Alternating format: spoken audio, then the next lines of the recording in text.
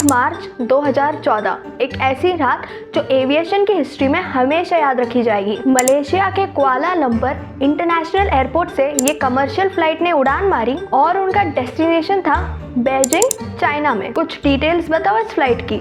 ये थी Malaysia airlines flight MH370। Plane में ना टोटल 239 लोग थे, जिसमें से 227 पैसेंजर्स थे और 12 क्रू मेंबर्स थे। और ये सारे 240 लोग, सबकी एक अपनी अपनी अलग कहानी थी। कोई पहली बार फ्लाइट में बैठा था, कोई अपना ब्यूटीफुल वैकेशन एंजॉय करके वापस अपने घर जा रहा था, किसी का ट्रेनिंग पीरियड खत्म हो चुका था। बट ये प्लेन कभी लैंड ही नहीं हुआ। जब इस प्लेन ने उड़ान भरी तो अगले करेक्ट 38 मिनट्स के बाद कुछ ऐसा होने वाला था जो किसी ने नहीं एक्सपेक्ट किया था। ये फ्लाइट ना लिटरली हवा में गायब हो गई। ये फ्लाइट कंट्रोल कर रहे थे कैप्टन अहमद शाह। 53 इयर्स के हैं ये एज में। 18,000 घंटों का फ्लाइंग एक्सपीरियंस है इनके पास। एविएशन इंडस्ट्री में इनकी जो रेप्यूटेशन है वो बहुत ज़्यादा अच्छी थी। नेचर से बहुत ज़्यादा काम और डिसिप्लिन थे। जो सेकेंड पायलट थे वो थे फर्स्ट ऑफिसर अब्दुल अहमद। उनकी एज थी ओनली 27 इयर्स और ये जो उनकी फ्लाइट थी वो उनकी ट्रेनिंग पीरियड की आखिरी फ्लाइट थी। बस कुछ हफ्ते बाद ना वो एक ऑफिशियल को पायलट की तरह प्लेन रन करने वाले थे। उनके पास भी 2700 फ्लाइंग आवर्स का एक्सपीरियंस था। चलो विजुअलाइज करते हैं उस रात एक्चुअल में हुआ क्या था। रात का समय था 12:41 और हमारी ये फ्लाइट MH370 रनवे से उड़ी। एज एक्सपेक्टेड सब कुछ नॉर्मल था, वेदर अच्छा था, विजिबिलिटी भी परफेक्ट थी। और ये प्लेन था बोइंग 777-200ER। टेक ऑफ के कुछ ही देर बाद जब प्लेन ऑलमोस्ट वियतनाम के एयर स्पेस के पास पहुंचा था तब पायलट ने बोला गुड नाइट मलेशियन 370। और ये उनका हर बार का रिचुअल था, उसमें कोई बड़ी बात नहीं थी। बट यहाँ एक कैचिंग पॉइंट ये है ना कि ये उनके आखिरी वर्ड्स थे और उसके बाद जो प्लेन है वो गायब हो गया। ना ही टेक्निकल टीम को मेडे का कॉल आया, ना ही टेक्निकल फेलियर का अलर्ट आया और ना ही किसी भी पैसेंजर ने कोई भी तरीके की इमरजेंसी सिग्नल भेजे। बस एक नॉर्मल MH370 प्लेन अपने 239 लोगों के साथ एक जगह से दूसरी जगह ट्रैवल कर रहा था और अचानक से गायब होकर एक एबनॉर्मल सी स्टोरी क्रिएट करके चला गया। इस वीडियो से समझते हैं कि वो प्लेन एक्चुअल में गया कहाँ, क्या टेक्निकल फेलियर्स थी और क्या सच में ऐसे कोई रूमर्स जो उस टाइम स्प्रेड किए गए थे कि अलग अलग होल्स होते हैं इस अर्थ में, जो एक होल से दूसरी होल में चीजें ट्रैवल होती है। और अभी वो प्लेन एग्जैक्टली इस टाइम पे है कहाँ, सारी चीजें इस वीडियो में मैं आपको डिटेल में बताऊंगी, तो वीडियो एंड तक देखना। अब ना टाइमली इवेंट समझने की कोशिश करते हैं कि हर पर्टिकुलर मिनट हो क्या रहा था उस प्लेन में। रात के शार्प 12:41 को प्लेन टेक ऑफ हुआ रनवे से और जब थोड़ा ही प्लेन हवा में उड़ा तो वियतनाम के पास जब वो पहुंच रहा था तो जो हमारे सीनियर पायलट थे एक मैसेज भेजा, वो था गुड नाइट मलेशियन 370। और ये जो मैसेज है ना वो ये हर बार भेजते थे। उनकी ये रिचुअल होती थी, नथिंग स्पेशल। जो फ्लाइट टाइम था इस जर्नी का वो सिर्फ 6 आवर्स का था, तब भी जो फ्यूल कैपेसिटी थी वो 14 घंटे की थी। ट्रेंट 800 इंजन लगा हुआ था जो बहुत ज़्यादा रिलायबल और ड्यूरेबल इंजन के लिए माना जाता है। अब सारे टाइम के डॉट्स को कनेक्ट करके एक्चुअली पैटर्न समझते हैं उस रात हुआ क्या था। 12:41 को प्लेन टेक ऑफ हुआ था। जब 1:07 हुए थे तभी ACARS को, जिसका फुल फॉर्म आप स्क्रीन पे देख सकते हैं, उनको पायलट की तरफ से एक मैसेज भेजा गया, दैट इज़ वही गुड नाइट मलेशियन 370 वाला। और उसके बाद एक भी मैसेज, ना ही कोई रडार, कुछ उस प्लेन का ट्रैक नहीं हुआ। वो जो वर्ड्स थे वो उस प्लेन के और उस पायलट के आखिरी वर्ड्स थे। उसके बाद वो प्लेन कभी मिला ही नहीं। ऑलमोस्ट 1:17 से 1:19 तक जो भी मैसेज देना था या जो बोलना था वो पायलट ने ACARS तक पहुंचा दिया था। तो 1:17 से लेकर राउंडली 1:19 तक जो उनको वो बोलना था गुड नाइट वाला मैसेज, वो उन्होंने बोल दिया। और उसके एग्जैक्टली 2 मिनट बाद 1:21 पे ये जो हमारा प्लेन है वो रेडार से गायब हो गया। और अगर हम कुछ और अच्छे वर्ड में इसको बोले तो सिविलियन रेडार से गायब हो गया। कहानी में आगे बढ़ने से पहले जानते सिविलियन रेडार होता क्या है। सिविलियन रेडार वो होता है ना जो ट्रांसपॉन्डर सिग्नल से वहाँ पे पहुँचता है। इसको कोई ऑफ नहीं कर सकता, ना ही ये ऑफ हो सकता है और ना ही कोई पायलट उसको अपने आप ऑफ कर सकता है। बट एग्जैक्टली 2 मिनट बाद ना सिविलियन रेडार भी ऑफ हो गया। अब 1:21 पे रेडार ऑफ हो गया। अब रात के 1:30 से लेके 2:15 तक एक बहुत बड़ा स्ट्रेंज टर्न इस कहानी में आया। यहाँ पे मिलिट्री रेडार ने कुछ ऐसा बताया जिसकी वजह से ये जो प्लेन चाइना जाने वाला था वो इंडिया के किसी ओशन में पाया गया। कैसे, सुनो। 1:30 से 2:15 तक यहाँ पे ना जो प्लेन है हमारा वो यू टर्न लेके वेस्ट पे कहीं पहुंच गया था। कैसे, सुनो सब कुछ। जाना इसको चाइना पे था, इसने पूरा एक यू टर्न लिया और वेस्ट की तरफ ये पहुंच गया। और ये सब कुछ ना ऑटो पायलट पे कभी पॉसिबल नहीं है। जब तक एक पायलट मैन्युअली जाके वहाँ पे चेंजेस ना करे तब तक प्लेन अपना इस तरीके से डायरेक्शन नहीं बदलता। ये जो प्लेन है ये मलेशिया के ऊपर से फ्लाई किया और मलक्का स्ट्रेट की तरफ ना ये चला गया। अब एग्जैक्टली रात के 2:15 पे मलेशिया के बटरवर्थ एयरबेस के पास ये प्लेन मिलिट्री रेडार से वैनिश हो गया था और इसको ऑफिशियली एक मिसिंग प्लेन का दर्जा दे दिया गया था। देखो, हम इंसानों के पास ना टेक्नोलॉजी अच्छी तो काफ़ी है। क्या हुआ ना, 2:39 पे एग्जैक्टली बोइंग के पास एक ऐसी डिवाइस है जिसका नाम मैं यहाँ पे स्क्रीन पे मेंशन कर दूंगी।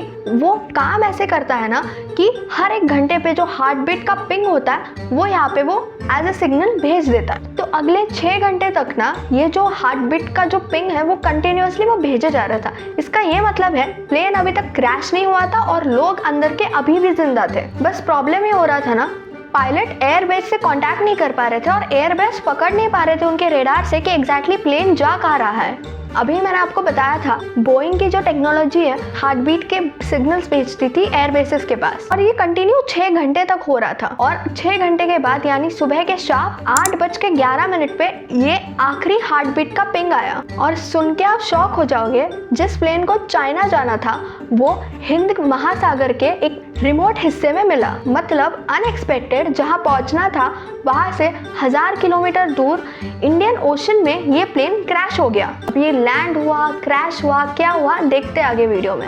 अगले टॉपिक पे बढ़ने से पहले मुझे आपको कुछ बताना है। ये जो वीडियो है ये स्लाइटली बड़ा हो सकता है बट इस वीडियो में मैं पूरी कोशिश करूंगी कि आपका 1 मिनट भी वेस्ट ना हो और हर एक ट्रू और ऑथेंटिक इन्फॉर्मेशन आपको पता चले। तो बैक टू द टॉपिक, ये सर्च ऑपरेटर्स जो हो रहे थे इस प्लेन पे आज तक के हिस्ट्री के सबसे बड़ा सर्च ऑपरेशन हुआ था किसी भी प्लेन के ऊपर। 2014 में ये प्लेन क्रैश हुआ था, अभी 2025 चल रहा है। पूरे 11 सालों से इस प्लेन पे रिसर्च चल रही है, कहाँ क्रैश हुआ, कैसे हुआ, बट अभी तक ना वो एक प्रॉपर जो एविडेंस होता है ना कि हाँ ये एक रीज़न है, इसके वजह से ये हुआ था, यहाँ हुआ था और इसलिए हुआ था, ये अब तक किसी को भी पता नहीं चला। और बड़े बड़े साइंटिस्ट, इन्वेंटर्स, सर्चर्स सबको इसी काम पे लगा दिया था उस टाइम पे, बट अभी तक हमें कुछ ज़्यादा एविडेंस मिला नहीं है। तो जब 11 साल से इसी एक चीज़ पे रिसर्च हो रही थी तो बहुत सारी चीज़ें पता चली। तो इसको हम 3 फेज में डिवाइड करते हैं और अच्छे से समझते हैं। जो फेज 1 है वो है जो इनिशियली सर्च चालू हुआ था साउथ चाइना के ओशन में। तो सबसे पहले जो हमारी रिसर्च है वो चालू हुई साउथ चाइना के सी में, क्योंकि वो जो प्लेन का रूट था वो वहीं से था। मलेशिया, वियतनाम और फिलीपींस के रेस्क्यू एयरक्राफ्ट तुरंत निकल पड़े देखने के लिए कि वहाँ पे एग्जैक्टली हो क्या रहा था। लेकिन उनको क्या पता था ये सारी जो रिसर्च वो कर रहे हैं वो सारी की सारी वेस्ट होने वाली है, बिकॉज जो प्लेन है उसने यू टर्न लेके वो वेस्ट की तरफ जा चुका था और ये बहुत अनएक्सपेक्टेड था और वो ये रिसर्च करने के बाद पता चला था। अब चालू होता है फेज 2, मलाक्का स्ट्रेट और अंडमान सी के वहाँ। जब पता चल गया था कि प्लेन वेस्ट की तरफ जा चुका है तो वहाँ पे रिसर्च चालू हुई। भाई हम इंडियंस तो दिलदार होते हैं, इंडियन नेवी भी इसी मिशन में जुड़ गई एग्जैक्टली फाइंड करने के लिए कि ये जो एयरक्राफ्ट है वो आखिर गया कहाँ। और जो फेज 3 है वहाँ पे एकदम जम के ना इंडियन ओशन में सारी रिसर्च होने लगी। फिर आई ना इनमर्स्ड सैटेलाइट की एक स्पेशल रिपोर्ट। इसमें ये बताया गया था ना कि जो प्लेन के पिंग्स है वो इंडियन ओशन के रिमोट एरियाज में वहीं से हमें मिले थे। और ना सबसे मुश्किल बात ये है वो जो एरिया था ना वो एक्सेस करना बिल्कुल इजी नहीं था। इनफैक्ट वो दुनिया का सबसे ज़्यादा इनएक्सेसिबल एरिया था फॉर ह्यूमंस। बट कुछ भी हो, मेगा सर्च यहाँ से चालू हो गया। 1 साल तक इस सर्च में कुछ नहीं मिला, बट 1 साल बाद 2015 में एक बहुत ही छोटा सा हमें क्लू मिला। फ्रेंच रियूनियन के एक आइलैंड पे, वहाँ पे जो उनका बीच था वहाँ पे एक फ्लैपरन मिला। इसका मतलब है जो प्लेन का जो विंग है उसका एक बहुत ज़्यादा छोटू सा टुकड़ा। और कुछ टेस्ट के बाद ये कंफर्म हो गया कि ये जो टुकड़ा है वो MH370 का ही है। फिर उसके बाद हमें पता चला कि प्लेन यहीं कहीं पे क्रैश हुआ होगा, इस वजह से उस एरिया में बहुत ज़्यादा ब्लैक बॉक्स, प्लेन के एक्चुअल बॉडी या कोई भी ऐसे पार्ट्स बहुत ज़्यादा डिटेक्ट करने की कोशिश की, बट वो नहीं मिल पाया। अब ब्लैक बॉक्स क्या होता है और उसका काम क्या होता है वो आगे वीडियो में मैंने आपको बताया हुआ है। और जो रिसर्च 2014 में चालू हुई थी, आखिर में इंसानों ने थक हार के 2018 में उसको बंद कर दिया। तो बस सोचो ना, अगर हम ह्यूमंस बड़े बड़े सैटेलाइट स्पेस तक भेज सकते जस्ट डिटेक्ट करने के लिए वहाँ पे हो क्या रहा है, तो क्या हम एक खोया हुआ प्लेन नहीं ढूंढ पाते? तो अभी पिछले सेगमेंट में मैंने आपको बताया था, एक वर्ड मैंने यूज़ किया था, उसको कहते हैं ब्लैक बॉक्स। अब ये जो ब्लैक बॉक्स है ये बहुत ज़्यादा एक इम्पॉर्टेंट एलिमेंट है हमारे प्लेन का।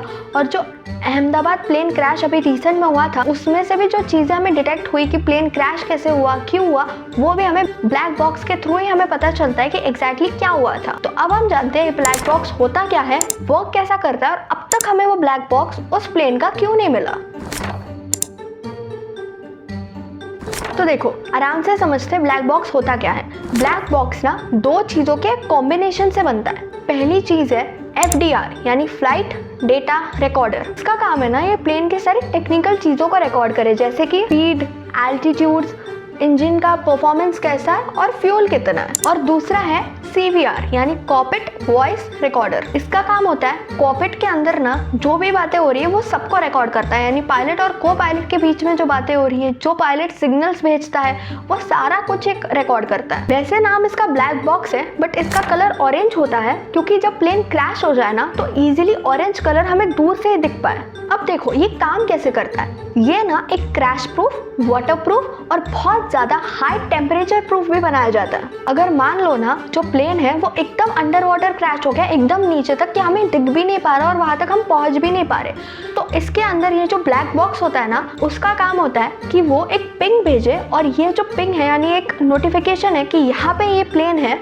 ये कंटिन्यूअसली 30 दिनों तक भेज सकता है। और इस ब्लैक बॉक्स से जो हमें सिग्नल्स मिलते हैं उसी की वजह से हम हमेशा ट्रैक कर पाते हैं एक प्लेन कहाँ पे लैंड हुआ और इस टाइम वो एग्जैक्टली है कहाँ। क्या है ना, जब भी कोई प्लेन क्रैश होता है ना तो जो रेस्क्यू टीम है वो क्रैश साइट पे वहाँ पे पहुँच जाती है और वहाँ से ना सबसे पहले वो ब्लैक बॉक्स को कलेक्ट करते हैं। बट इस प्लेन के साथ हुआ ये ना कि हमें एग्जैक्टली समझ ही नहीं आ रहा था ये प्लेन है कहाँ, तो ब्लैक बॉक्स का कलेक्ट करने का सवाल ही नहीं उठता। अब देखो, मैंने आपको बोला था पिंग सेंड करती है वहाँ पे। जनरली क्या होता है ना, ये पिंग हमें रिसीव करने के लिए जो शिप्स है वो उस ब्लैक बॉक्स के ना थोड़ा पास होने चाहिए, तभी जाके वो हमें रिसीव हो पाते हैं। ऐसा नहीं होगा कि 2 लाख 3 लाख किलोमीटर दूर कोई चीज़ बैठी और वहाँ पे वो रिसीव होंगे, इट्स इम्पॉसिबल।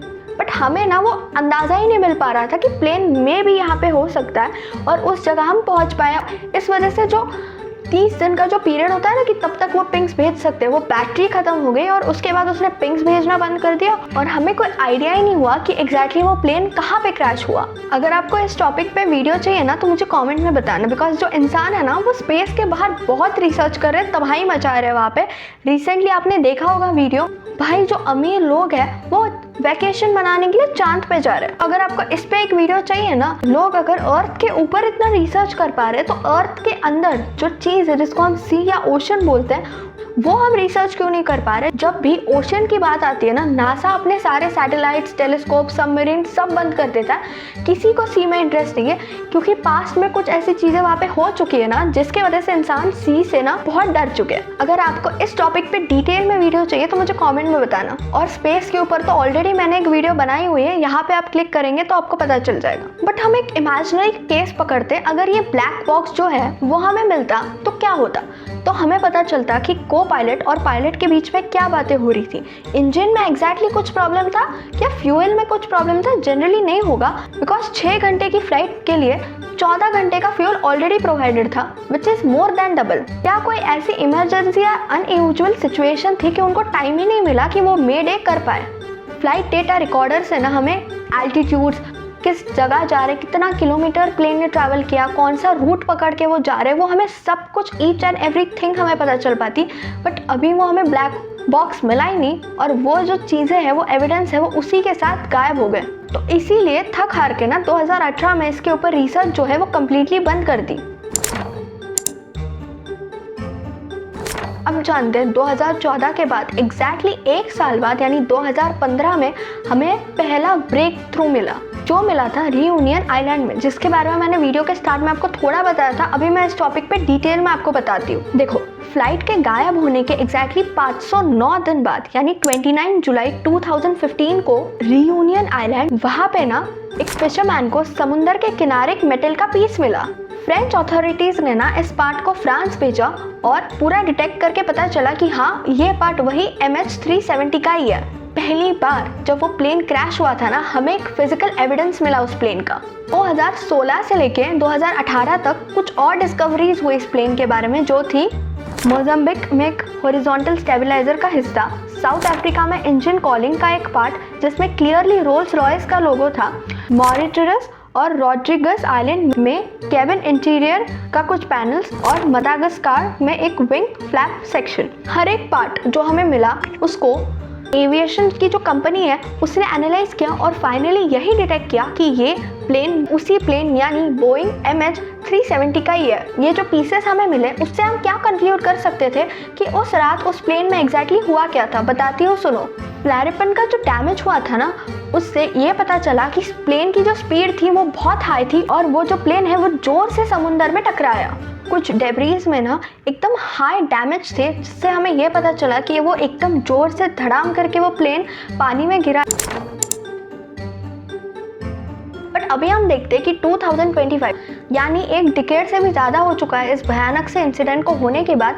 अभी रिसर्चर्स इस पे क्या कहते हैं, ये सेक्शन भी मैं 2 कैटेगरीज में डिवाइड करना चाहूँगी। पहली है न्यू स्पेसर टेक्नोलॉजी, जो हमारी आइस से भी ज़्यादा शार्पर है।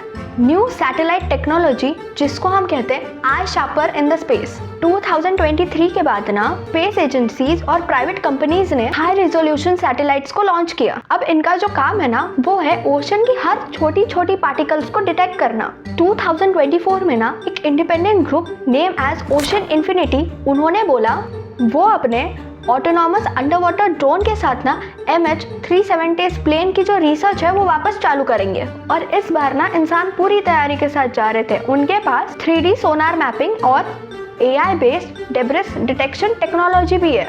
जो सेकेंड पार्ट है वो है Asian drift analysis more accurate models, जिसको हम कहते हैं। साइंटिस्ट ने ना 2015 से लेके 2024 तक डेब्रिस का स्टडी करके ना एक नया ओशन करंट ड्रिफ्ट मॉडल बनाया। इस मॉडल का काम क्या है पता है? इसने बताया कि क्रैश की जो साइट है ना वो ऑलरेडी हमने स्टडी कर ली है और थोड़ा साउथ ईस्ट की जो डायरेक्शन है वहाँ पे प्लेन क्रैश हो सकता है। और ये जो एरिया है ना ये पहले कभी सर्च नहीं किया गया, बिकॉज वहाँ पे बहुत ज़्यादा अनप्रेडिक्टेबल वेदर है और वहाँ के जो करंट्स है ना वो तो खतरनाक लेवल पे। देखो, ऑस्ट्रेलिया ने एक स्टडी की उसके बाद और उन्होंने ये बताया ना कि पायलट्स ने जानबूझ के किया या नहीं पता नहीं, या किसी और ने किया, बट जो फ्लाइट का रूट है ना वो इंटेंशनली किसी ने किया। ऑटो पायलट पे ये पॉसिबल नहीं है। ये सच में किसी पायलट ने किया या वो प्लेन सच में हाईजैक हो चुका था। 2025 में ही ना जो एविएशन का एक प्राइवेट ऑर्गेनाइजेशन है उन्होंने थोड़ी पब्लिक फंडिंग लेके उन्होंने इस पे रिसर्च किया और उनको एक चीज़ पता चली थी जिसको कहते हैं पॉसिबल व्रिकेज पैटर्न्स। ये डिटेक्ट हुए थे इंडियन ओशन से और अब ये गवर्नमेंट पे प्रेशर डाल रहे हैं कि वापस से इसका रिसर्च शुरू किया जाए। और इन रिसर्चर्स का कहना है ना कि अगले अगर 2-3 साल शिद्दत से इस पे हमने रिसर्च की तो ब्लैक बॉक्स अभी भी मिलना पॉसिबल है। क्या पता कि अभी ये रिसर्च करेंगे कि नहीं, क्या सच में गवर्नमेंट इनको परमिशन और फंडिंग देगी, ये हमें आगे के टाइम में पता चलेगा। अगर इसके ऊपर कोई भी न्यू अपडेट आए तो मैं एक शॉर्ट वीडियो बना दूंगी और अपडेट बहुत ज़्यादा मिस्टीरियस और बहुत ज़्यादा बड़ी होगी तो डेफिनेटली इस पे भी एक लॉन्ग वीडियो आएगा। बट इस टाइम पे ना सबसे ज़्यादा जो बुरा है वो उन पैसेंजर्स की फैमिलीज़ के लिए लगता है, बिकॉज उनको अभी तक नहीं पता चला कि उनके जो फैमिली मेम्बर्स थे वो एग्जैक्टली कहाँ पे जाके उनका प्लेन क्रैश हुआ। वो लोग अभी भी हर एक दिन एक उम्मीद के साथ उठते हैं कि मे बी आज उनको पता चल जाए कि उनका जो वो प्लेन है वो कहाँ पे क्रैश हुआ था। बट अभी तक कोई उम्मीद नहीं मिली। आई होप सो अगले 2-3 साल में हमें जल्द से जल्द पता चल जाए कि ये प्लेन आखिर क्रैश का हुआ था। और जो मैंने बताया था ना जो लूप होल्स होते हैं स्पेस में, उसका अभी तक हमें कोई प्रूफ नहीं मिला और अभी तक as witness as human eyes हमें हमारी आंखों से कुछ नहीं दिखा कि इस तरीके की कोई भी चीज़ एग्जिस्ट करती है। तो उसको भी हम एक बिग नो बोल सकते हैं फ़िलहाल के लिए। अगर आपको ये वीडियो अच्छा लगा तो प्लीज़ मुझे कमेंट्स में बताना आपको कौन सा पार्ट अच्छा लगा, और कुछ कमी लगी वो भी कमेंट में बताना। और अच्छा लगा तो प्लीज़ लाइक करना and subscribe to my channel. Bye.